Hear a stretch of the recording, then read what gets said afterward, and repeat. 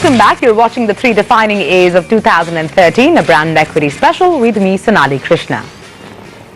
Now, here's an idea that was born in the spur of the moment way back in 2006. It all started with Nicholas Negroponte, founder of the MIT lab, who came to India with his $100 laptop scheme in tow. Little did he know that he'd sparked a vision in the Ministry of Human Resource Development for a tablet that would aspire not just to match but beat this very scheme. The project finally went underway in 2009 and the world's cheapest tablet, Akash, was given birth to in October of 2011. Designed as the elixir of India's stunted education story, Akash soon came to the spotlight for all the wrong reasons. Nicknamed the electronic brick for its technical faults, Akash's failure forced a determined government to improvise, an improvisation that resulted in the launch of a superior tablet device, Akash 2.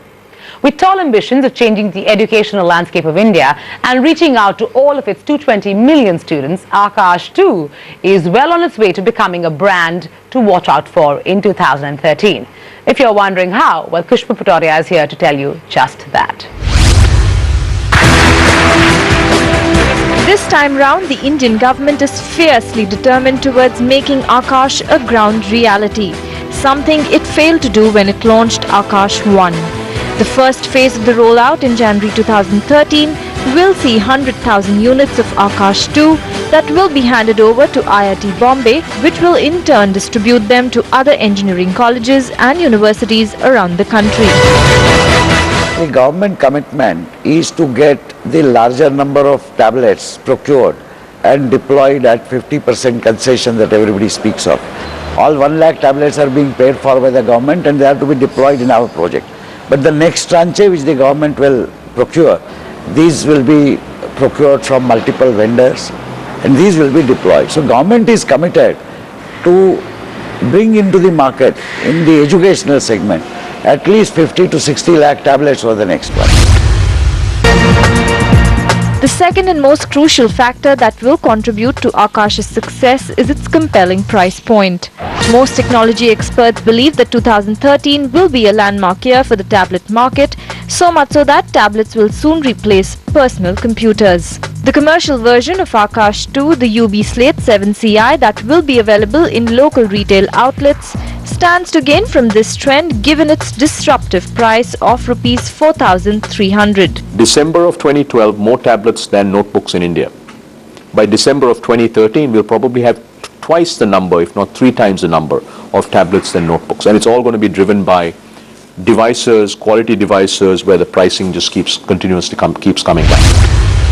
Historically, government projects like these haven't been very successful simply because of a lack of local content.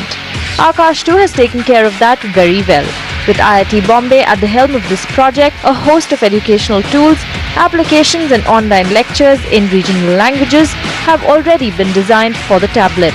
This is something that could really help to boost a lot of the skill set and the education and so forth. And in that sense, purely on that merit, you could argue that there is quite a bit of success. In other countries like Thailand, where there's a question of whether or not there's enough local content that's available. The good thing is, in the India case, we do see that content already available. It's now time to get a complete lowdown from the creator of Akash 2, the CEO of DataWind, Suneet Singh Tuli. Sonali Krishna caught up with the man in the spotlight and began by asking him the progress they've seen with Akash 2 as far as being able to fulfill the number of orders they've received from the government so far. After this initial batch of 100,000 units, they will put out tenders for another 5 million units. And they've got a budget in place for those 50 lakh units. This is the second stage. We expect that the scale will easily reach 30 to 40 million units annually as soon as 2 or 3 years from now. You said, it will look at a tender process. What do you mean? That you'll be one of the many competitors? We will be one of the many competitors. What the government's done is that they've recognized that the specifications in technology change very, very fast. So they're going to improve the specifications or modify the specifications every 6 months and ask everybody to come in and bid and try to achieve their price point. The government has set a target price point, which is very, very aggressive. So they're purchasing around $40, rupees 2,263 at this point, but the target price is $35. The very large companies, the traditional brand names that you may be more familiar with, don't want to participate in these. I'll give you a prime example. The UP tender for tablets disclosed. The lowest bid for that was 19,000 rupees. So, by setting eligibility criteria in that tender as an example that allowed only multinationals to participate, the lowest bid in there was at 19,000 rupees. So, while we've heard about Akash in bits and spurts, and a lot of criticism for Akash 1, your critics were very loud. We are yet to see a comprehensive communication campaign to actually educate, build awareness, and even possibly talk about the benefits of what this revolutionary tablet at a fantastic price point can actually do. I think it's intentional. I think that the government doesn't want to misset expectations before wide availability.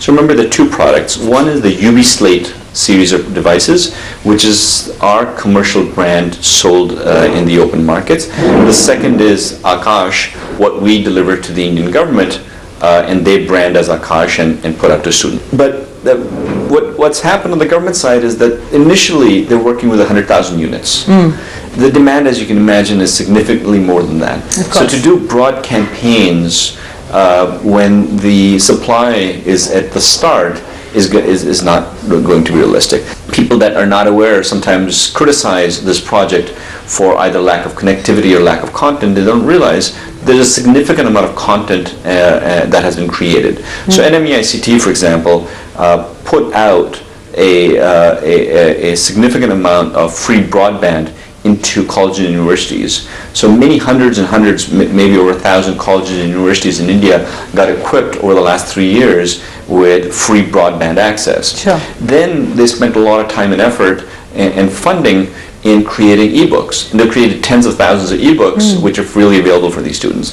On the commercial side, we have similar kind of hesitations. Even with Akash One, even with the criticism associated with that, because the price point was so low, was so aggressive, 40 lakh units have been pre-booked. And while we're aggressively delivering as much as we can, we deliver 2,500, 3,000 units on a daily basis, the incoming pre-booking rate is significantly more than that.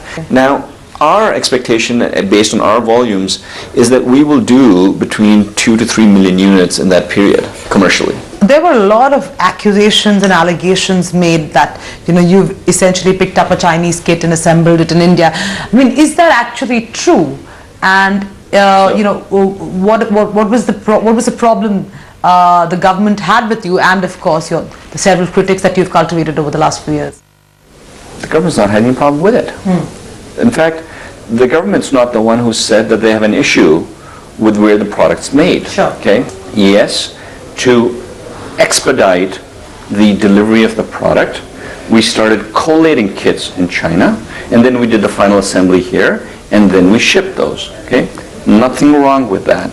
So those that say, hey, it's off the shelf from China, yeah, liao, no. There you have it, Brand Equity's educated predictions for 2013. Wishing you a fantabulous 2013. I'll see you next week. Have an enlightening year.